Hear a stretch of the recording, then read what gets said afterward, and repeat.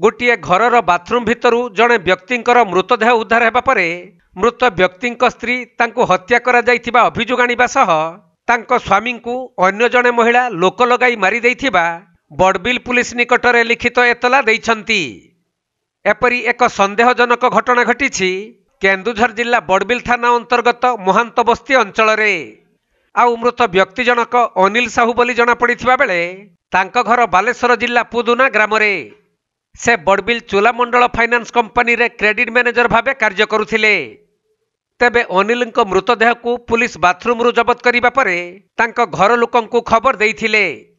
तेणु मृत अनिल साहू स्त्री कविता साहू एवं तांको परिवार लोक माने आसी देखिथिले जे बाथरूम खोला थिबा अवस्था सही घर भितरे एक गामुछारे अनिल झुली रहिछंती।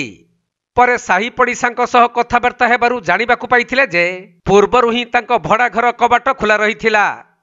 सेपटे मृत अनिल साहू सहित अन्य जने विवाहित नारींकर संपर्क रहिथिला एवं दुहे दीर्घ वर्ष धरी साथी रे रही आसुथिले। किंतु गत जानुआरी 22 तारिख ठारू परस्पर भितर मनमालिन्य हेबारु अनिल साहू सही महिलांक निकटरू चली आसी उक्त भड़ा घर नहीं रहुथिले।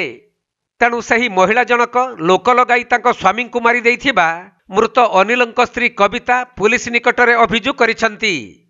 परे बड़बिल पुलिस साइंटिफिक टीम सहित घटनास्थल रे पहुंची एहार अधिक तदंत करुछंती। आउ सब व्यवच्छेद पई बड़बिल गोष्ठी स्वास्थ्य केन्द्र को पठा जाइथिबा बेले व्यवच्छेद रिपोर्ट आसीबा परे अनिलंक मृत्युर कारण स्पष्ट जना पड़ी परिबो, जहा पुलिस निकटरू सूचना मिलिछि।